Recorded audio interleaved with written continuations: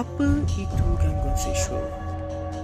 Gangguan seksual merujuk kepada sebarang perlakuan berunsurkan seksual yang tidak diingini, sama ada secara lisan, bukan lisan, visual, psikologi atau fizikal, atas sebab yang munasabah setelah mengambil kira segala hal keadaan yang menyebabkan seseorang yang waras berasa tersinggung, terhina atau tergugat.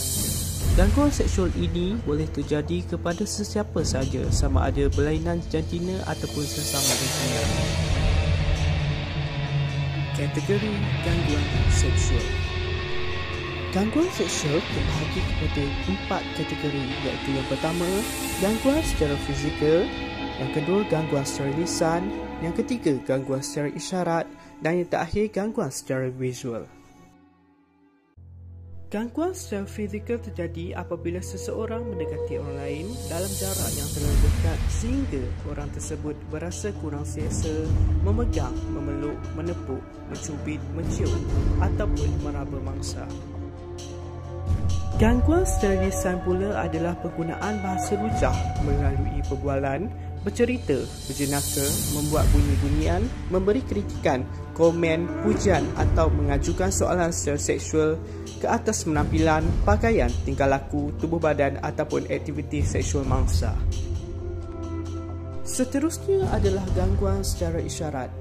Gangguan secara isyarat berlaku apabila sikap atau perlakuan yang memberi maksud atau gambaran keinginan yang berunsurkan seksual seperti menjeling, mengguna, merenung atau menggunakan bahasa isyarat lain yang difahami umum adalah isyarat kepada gangguan seksual. Gangguan secara visual berlaku apabila seseorang menghantar nota, surat, email, SMS, MMS ataupun foto, poster, objek atau bahan bacaan yang berunsurkan seksual yang diedarkan menerusi media elektronik, blog, vlog atau platform media sosial seperti Facebook, WhatsApp, Twitter atau apa-apa aplikasi sosial yang lain. Dan akhir sekali adalah gangguan secara psikologi. Gangguan secara psikologi berlaku apabila perbuatan cuba untuk merapati secara seksual, mendorong, mendesak, mengungkut atau memujuk rayu bagi memenuhi keinginan seksual pelaku. Cara untuk mengelakkan daripada berlakunya gangguan seksual dalam kalangan mahasiswa. Kita haruslah berinteraksi dengan menggunakan bahasa yang bersesuaian dan mengelakkan daripada menggunakan bahasa lucah atau tidak sopan. Kita juga haruslah menghormati mahasiswa dan pekerja universiti serta berinteraksi secara profesional, elakkan daripada melakukan perkara yang boleh mendatangkan dan berlakunya gangguan seksual seperti selalu bersama dan sebagainya. Dan akhir sekali, kita juga digalakkan untuk berurusan dalam jarak yang bersesuaian supaya tidak berlaku sentuhan.